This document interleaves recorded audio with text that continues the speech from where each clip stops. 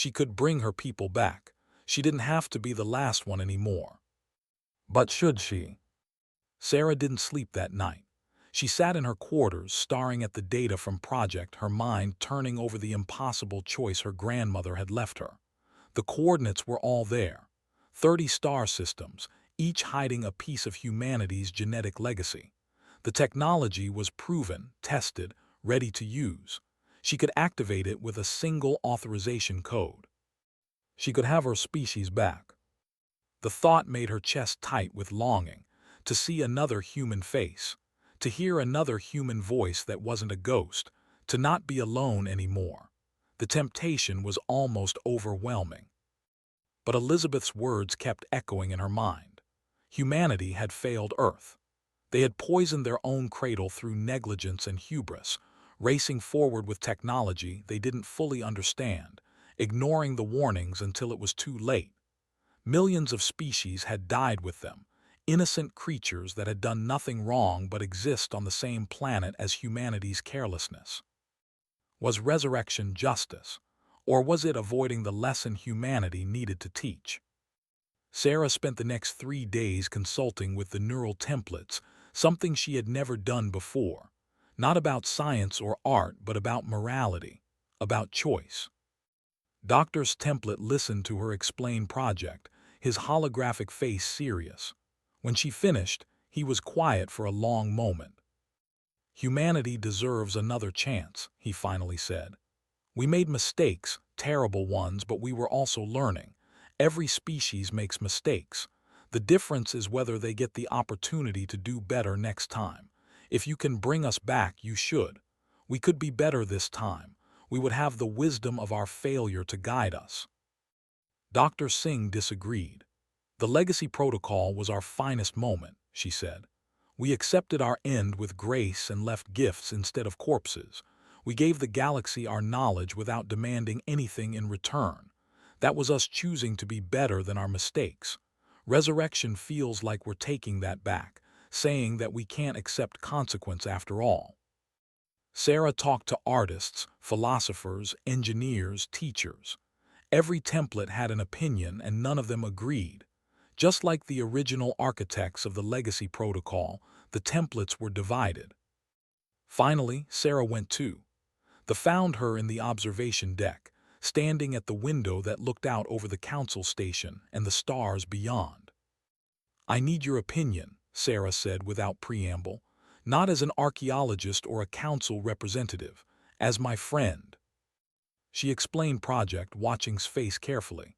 The large eyes widened, and her blue skin paled slightly. "You could bring them back," whispered. "Sarah, you wouldn't have to be alone." "But should I?" Sarah asked. "My grandmother left this choice to me because there was no right answer. Bringing humanity back might honor our desire to survive, but it might also betray everything the legacy protocol stood for, and I don't know which matters more." Was quiet for a long time, her three-fingered hand resting on the railing. "The galaxy has been changed by human knowledge," she finally said. "Your templates have taught us things we never could have learned on our own. Your art has moved us in ways we didn't know we could be moved. Even your mistakes have taught us valuable lessons. The galaxy is richer because humanity existed." "That doesn't answer my question." "No," agreed. "Because I don't think there is an answer, but I can tell you what I think. I think that any species that could create the legacy protocol, that could face extinction with enough grace to leave gifts for strangers, deserves to exist. Not because of what you might achieve, but because of what you already showed you could be." Sarah felt tears on her face. "Thank you." "But Sarah," added softly, "this has to be your choice. Not mine, not the council's, yours. Whatever you decide, I'll support you. The galaxy will support you." Sarah took the question to the Galactic Council. She stood before the assembled representatives and explained Project, laying out the choice her grandmother had left her. The chamber erupted in debate. "Humanity must return," declared representative of the. "Their contributions through the templates alone justify their existence. Imagine what they could achieve if they were truly alive again." This violates the principle of consequence, countered council member. Humanity failed their world. The legacy protocol was their acceptance of that failure. To resurrect them now cheapens that sacrifice. They didn't fail from malice, argued. They failed from ignorance and haste. Those are forgivable sins. We should give them another chance. The debate lasted for days. Sarah listened to it all, feeling the weight of her choice growing heavier. These beings were arguing about her people like they were an abstract concept, a philosophical puzzle. But to Sarah, they were real. Her parents, her friends, her colleagues, all the people she had loved and lost. She could bring them back. But what would they think of that choice?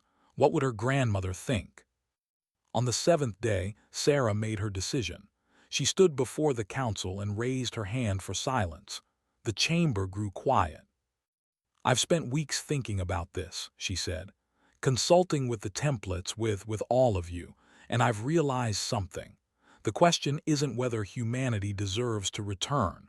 The question is what form that return should take." She pulled up the project files on the main display.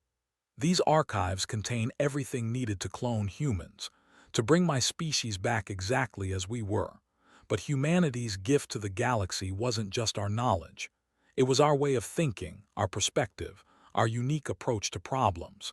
And that gift shouldn't belong only to a resurrected human species." Sarah looked around the chamber at the dozens of different species represented there.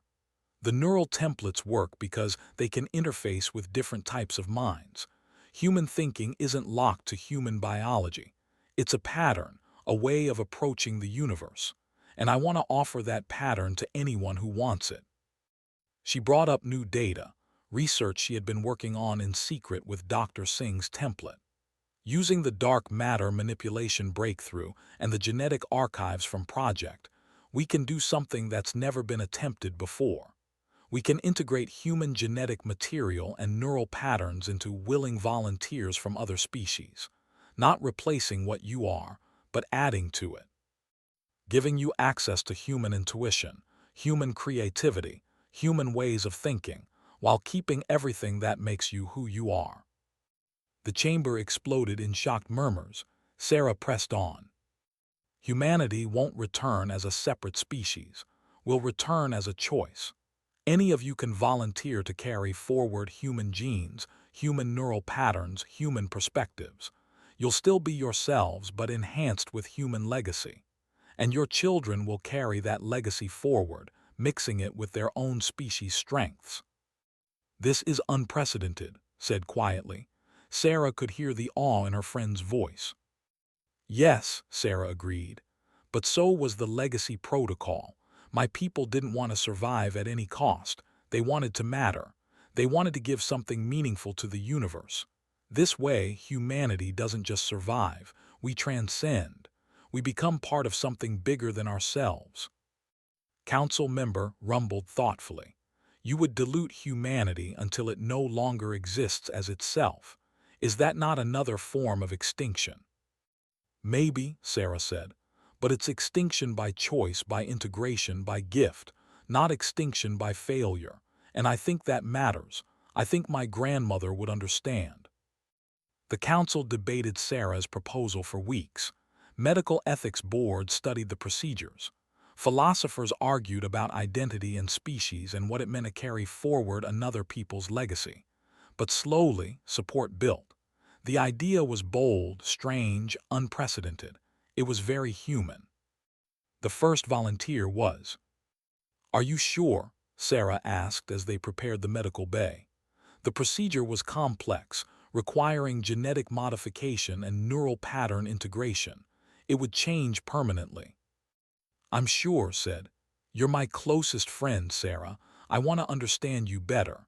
I want to know what it's like to think the way you do, and I want to help carry your people forward." The procedure took 6 hours. Sarah sat in the waiting room, her hands clasped tight, barely breathing. Doctor's template sat with her, his presence comforting even though he couldn't do anything to help. When finally emerged from the medical bay, she looked the same. Blue skin, large eyes, body, But when she saw Sarah, her expression shifted in a way that was new, more nuanced, more human.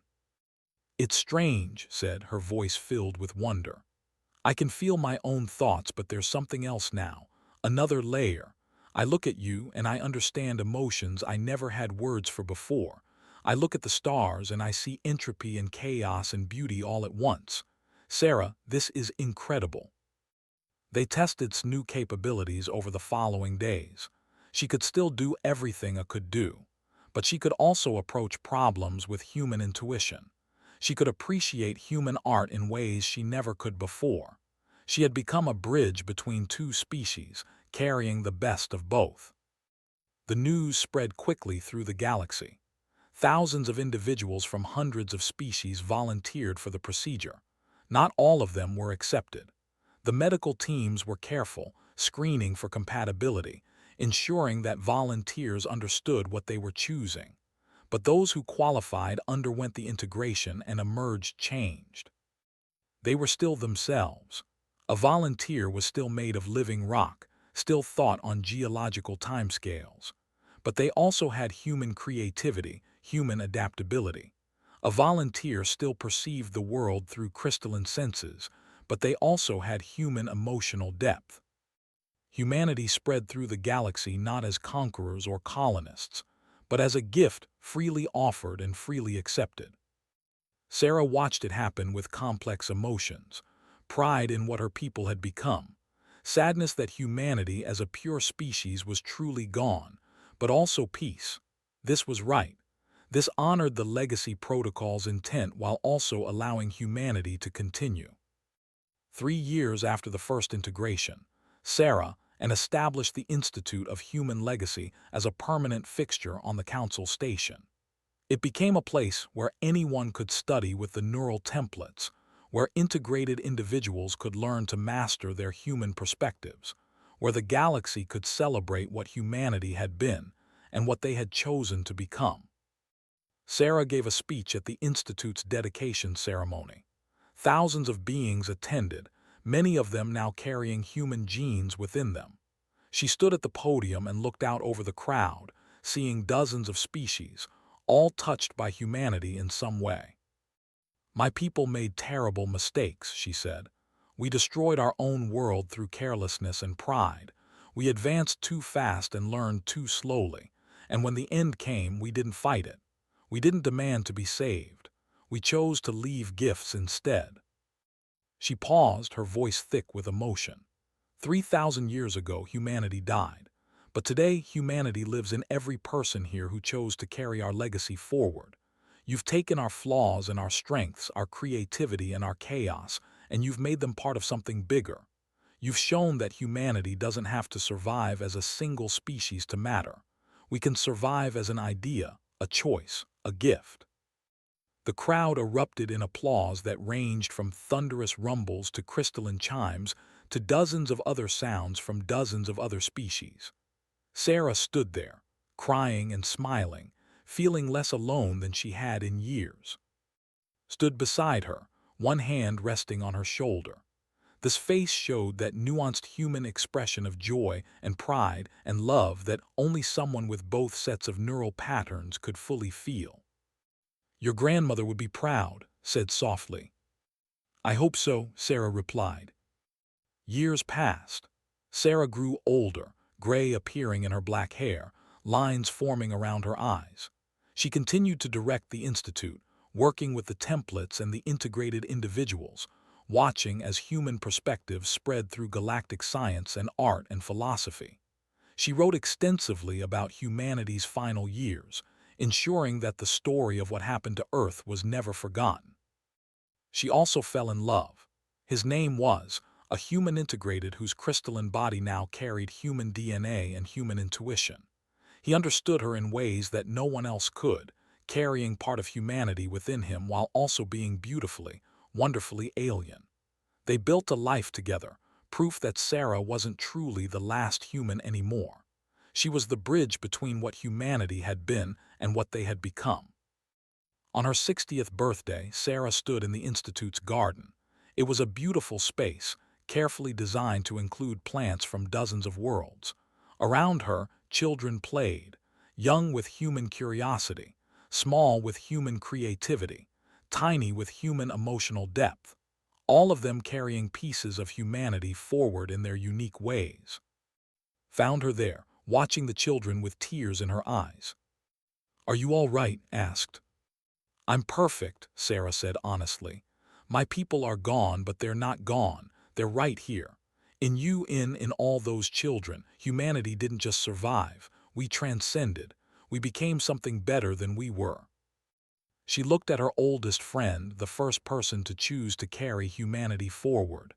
"Thank you for everything, for finding me, for believing in us, for being brave enough to be the first." Smiled that complicated human smile. "Thank you for giving the galaxy this gift. Your species ended 3,000 years ago, but today you live on in ways your grandmother never imagined." Sarah closed her eyes, feeling the warm, artificial sunlight on her face, listening to the laughter of children who carried humanity in their genes and their thoughts. She wasn't the last human anymore. She was the first of something new, something better. And that was enough. Doctor had spent 40 years digging through the ruins of dead civilizations. She had mapped the crystal cities of the before their sun went cold. She had the floating monuments of Seraph Prime. She had walked through the empty halls of species whose names were lost to time. Death, she thought, was the one constant in the universe. Everything ended eventually. Earth was supposed to be just another survey, another dead world to document and move on from. The Galactic Council had declared humanity extinct 3,000 years ago, and the records were clear about what happened. The humans had built fusion reactors across their planet, trying to solve an energy crisis. Something went wrong. The contamination spread faster than anyone could stop it. Within weeks, the atmosphere turned toxic. The oceans began to boil away. The Council sent rescue ships, but by the time they arrived, there was nothing left to save. Species that looked almost human in some ways. 2 arms, 2 legs, a head. But their skin had a faint blue tint, and their eyes were larger, adapted for the dim light of their home world. She stood on the frozen surface of what humans had called Svalbard, her scanner beeping steadily in her hand. The rest of her team was scattered across the wasteland, each searching for artifacts worth preserving. "Doctor," her assistant's voice crackled through the communicator. "I'm getting strange readings from Sector 7. She checked her own scanner. There shouldn't be any power sources on Earth. Everything should be dead. But the readings were clear. Something was still running deep underground. "How deep?" she asked. "Nearly a kilometer. Whatever it is, it's been shielded heavily. The signature is faint, but it's definitely active power." Felt her pulse quicken. This was unusual. After 3,000 years, nothing should still be running. She called the rest of her team and began the excavation. It took them 6 days to reach it. The facility was buried under ice and collapsed rock, protected by layers of reinforced concrete that had somehow survived the apocalypse. When they finally broke through the last barrier, stood in the doorway of a chamber that should not exist. The room was small, barely 20 meters across, but it was intact. Lights hummed overhead, powered by some source her scanners couldn't identify. And in the center of the room stood a single cryogenic pod, its status panel glowing green. "Is that?" her assistant whispered. Approached slowly, hardly daring to breathe. She wiped the frost from the pod's window and looked inside. A human woman floated in the preservation fluid, her eyes closed, her body perfectly preserved. According to the pod's display, she was alive. Not dead, not frozen, alive. "Get me the Council," said, "right now." The emergency session of the Galactic Council lasted 3 days. Representatives from 47 species gathered in the Great Chamber, their forms ranging from the massive rock-like to the delicate, crystalline. They argued about what to do with the last human. "We should leave her sleeping," said Council member, his rocky body shifting with each word. "To wake her would be cruel. She would be alone, the last of her species. What kind of life is that?" But she might have knowledge we've lost, argued representative of the. Her voice chimed like bells. The humans were young, but they were innovative. There could be value in what she knows. We owe them at least the choice, said. She stood before the council, feeling small but determined. Humanity didn't ask to die. They made mistakes, yes, but they were trying to save their world when it ended. This woman volunteered to sleep, hoping someone would wake her. Don't we owe her that much? To let her wake up and decide for herself. The council debated for hours more. In the end, they voted to proceed, but could see the doubt in their eyes. They thought they were waking her only to watch her fall apart. The medical team prepared everything carefully. They brought the pod to a council facility, a clean white room with soft lighting and gravity adjusted to Earth normal. Insisted on being there when they started the revival process. The woman in the pod was named Sarah. The records in the facility had told them that much. She was a physicist, 41 years old when she went asleep. She had been working on fusion technology, trying to fix the very reactors that killed her world. When she realized the contamination couldn't be stopped, she had volunteered for cryogenic suspension, hoping that someone would find a way to heal Earth and wake her up in a better future. She had been asleep for 3,000 years. The revival took 6 hours, watched as the pod slowly drained and warmed, as the woman's vital signs grew stronger. When Sarah's eyes finally opened, they were brown and confused, darting around the unfamiliar room. Easy, said softly, holding up her hands. You're safe. My name is. You've been asleep for a very long time. Sarah tried to speak, but her voice came out as a raspy whisper. The medical team gave her water and helped her sit up slowly. She looked at with growing horror as she registered the blue skin, the large eyes, the wrong proportions. Alien, Sarah whispered. You're an alien. Yes, said gently. Your suspension facility sent out a distress signal. We found you 3 weeks ago. You're on a council medical station now. You're going to be all right. How long? Sarah's voice was stronger now. How long was I asleep? Where's the rescue team? Had prepared for this question, but she still didn't know how to make it easier. There was no rescue team from Earth. Sarah, the contamination couldn't be stopped. By the time help arrived from off-world, there was no one left to save. You've been asleep for 3,000 years. You're the only one we found. She expected Sarah to scream or cry or collapse. The medical team had prepared sedatives, counselors, everything they thought would be needed to help a woman process the death of her entire species. Instead, Sarah sat very still. Her face went pale, then calm, as if she was locking everything away behind walls. She asked quiet questions about Earth, about what happened, about how the end came, answered honestly. There was no point in lies.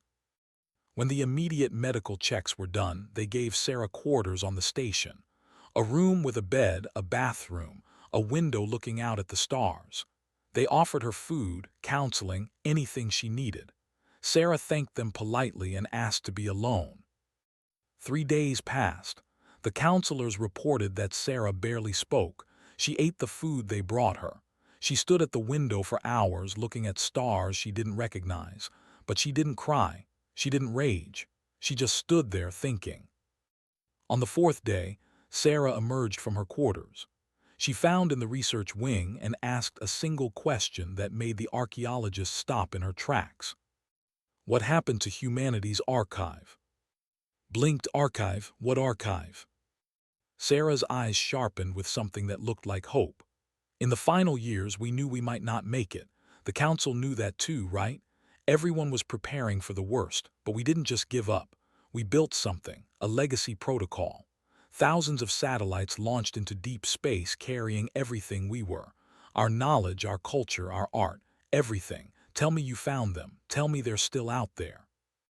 Felt her heart sink. Sarah, we never found any satellites.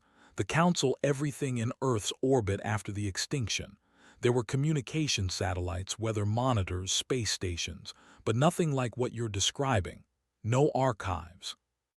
Then you weren't looking far enough, Sarah said. Her voice was firm now, focused. The satellites weren't put in Earth orbit. We sent them out to the edge of the solar system and beyond. Each one was programmed to stay quiet, to only activate if someone looked for them with the right signal. We didn't want them found by accident.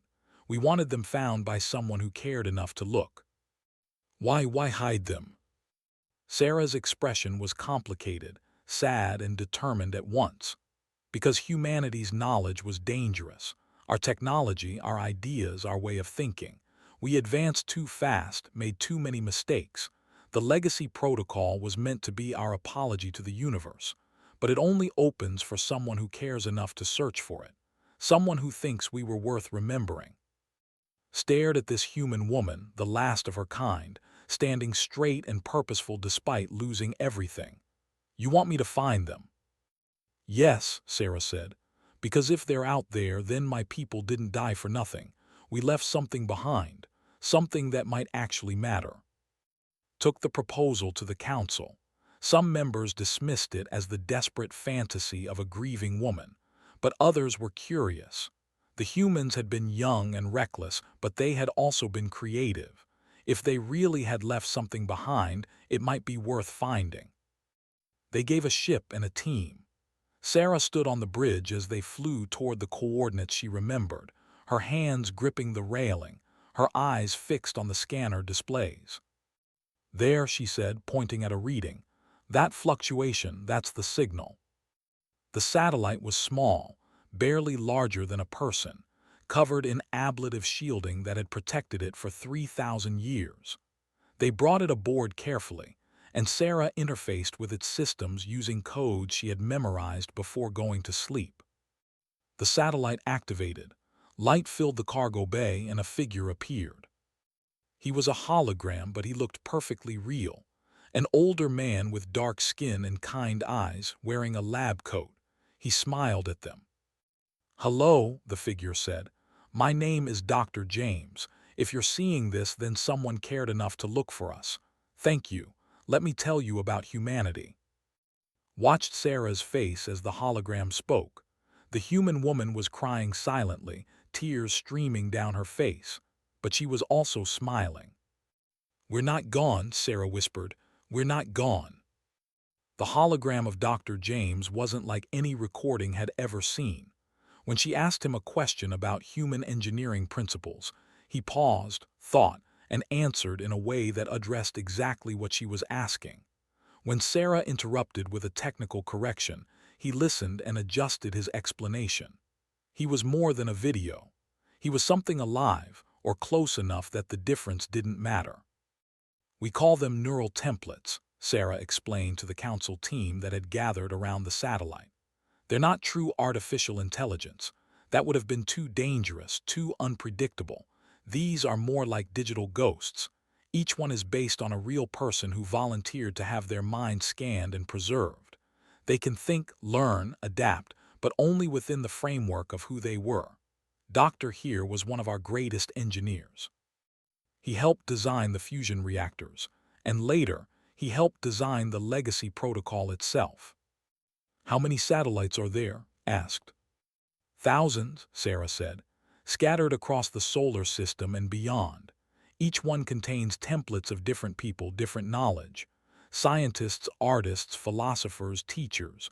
We tried to preserve everything we were, not just what we knew, but how we thought about things." Over the following weeks, Sarah worked with the council team to locate and activate more satellites. Each one they found was like opening a treasure chest. There were musicians who taught alien species about human harmonies, composers whose work made feel emotions she didn't have words for. There were artists who painted with light and shadow in ways that challenged everything the galaxy thought they knew about visual beauty. But it was the scientists who created the real shock. The template of Dr. Singh, a physicist who had worked alongside Sarah 3,000 years ago, appeared in the council's main laboratory. She was a small woman with gray hair and quick, intelligent eyes. When she saw the council's current understanding of quantum mechanics displayed on their screens, she laughed. "You're still stuck on that," she said. "We solved that problem centuries before the end. Here, let me show you. What followed was 6 hours of Dr. Singh explaining concepts that the galaxy's greatest minds had been struggling with for. She drew diagrams in the air with light, her hands moving quickly as she talked. She answered questions that researchers had been asking for generations, and she did it all with a patience and enthusiasm that made even the most skeptical council members lean forward in fascination. "Your species thinks about physics differently," one of the researchers said. His name was, and he had spent 200 years studying dark matter. Why? What made humans approach these problems from such unusual angles? Dr. Singh smiled. Earth was a harsh teacher. Our planet had earthquakes, volcanoes, hurricanes, ice ages. The universe kept trying to kill us, so we learned to think about entropy and chaos differently than species who evolved on more stable worlds. We didn't see the universe as something orderly that occasionally broke. We saw it as something chaotic that occasionally made sense. That perspective changes everything. Sarah watched from the back of the room as the templates of her people taught these aliens about humanity. She felt pride, but also a deep, aching loneliness. These were her people, but they weren't real. She couldn't hug Dr. Singh or share a drink with Doctor. They were ghosts, and she was the only living person left to remember what humanity had actually been like. Found her that evening, sitting alone in her quarters, staring out the window at Earth. The dead planet hung in the distance, brown and gray and lifeless. "Are you all right?" they asked. Sarah didn't answer for a long moment. "I don't know," she finally said. "I'm proud of what we left behind. The legacy protocol is working exactly as we hoped, but I'm still alone. The templates can teach, but they can't be my friends. Not really. They're not alive." Sat beside her. "You're not alone. You have me. And you have a whole galaxy that's grateful for what humanity left behind." "It's not the same." "No," agreed. "It's not, but it's something." The months passed, and more satellites were found and activated. The galaxy began to change in subtle ways. Human art appeared in museums on dozens of worlds. Human music played in concert halls designed for species that didn't even hear in the same frequency range. Human literature was translated into languages that used colors and scents instead of words, and still somehow retained the emotions the original authors had put into them. But the biggest changes came from human science. The neural templates didn't just share what humanity had known. They shared how humanity thought about problems. They taught alien scientists to question assumptions, to approach challenges from unexpected directions, to embrace chaos as a tool rather than an obstacle. Sarah worked directly with Dr. Singh's template and several council researchers on a project that had obsessed humanity in its final years: dark matter manipulation, the technology to actually interact with the invisible substance that made up most of the universe's mass. Humanity had been close to solving it when the end came, and Dr. Singh had all the theoretical groundwork stored in her neural pattern. The breakthrough came on a cold morning in the laboratory. Sarah was working through equations with Dr. Singh while, and two other researchers watched. They had been stuck on the same problem for weeks, unable to figure out how to stabilize the field necessary to interact with dark matter particles. "Wait," Sarah said suddenly. "We're thinking about this wrong. We're trying to stabilize the field, but dark matter doesn't work like that. It's not meant to be stable. Dr. Singh, what if we embrace the chaos?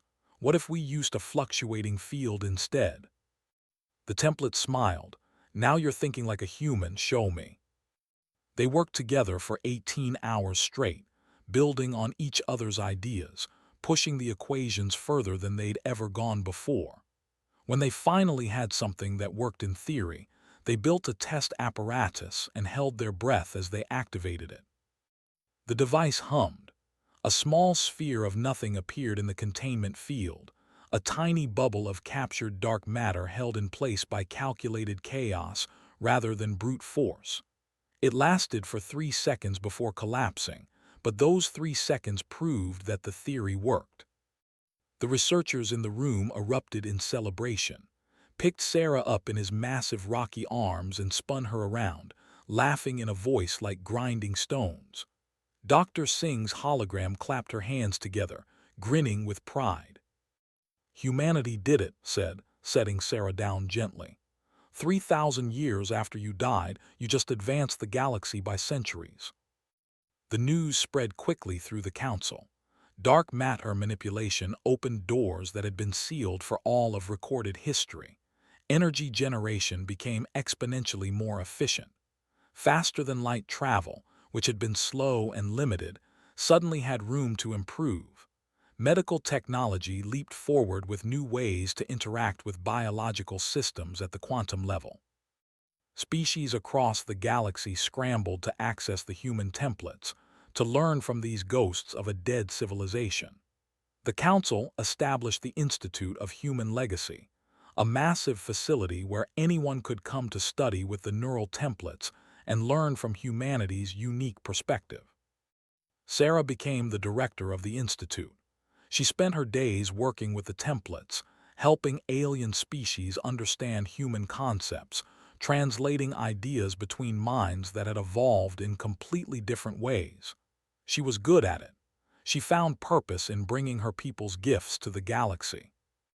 But at night, alone in her quarters, the loneliness crushed her. She was surrounded by humanity every day, but none of it was real. None of it was alive. She was the last one, the only one, the end of her entire species. Had become her closest friend over the years. They understood in ways others didn't what it meant to be Sarah. She tried to help, tried to be there for her. But there was a gap between them that neither could fully bridge. Wasn't human. She couldn't be what Sarah needed most.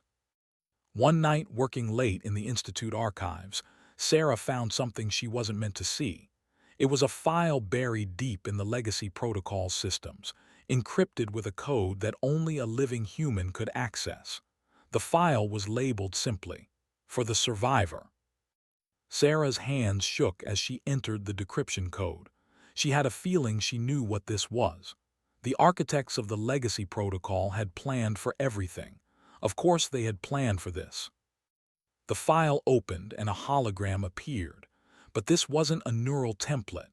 This was a simple recording made by someone Sarah recognized immediately. Her grandmother, Dr. Elizabeth, who had been one of the chief architects of the legacy protocol. She had died 5 years before Sarah went into. "Hello, Sarah," the recording said. Elizabeth looked old and tired, but her eyes were bright. "If you're watching this, then you survived. You're awake and you're alone. I'm sorry. I'm so sorry that this is your burden to carry." Sarah couldn't breathe.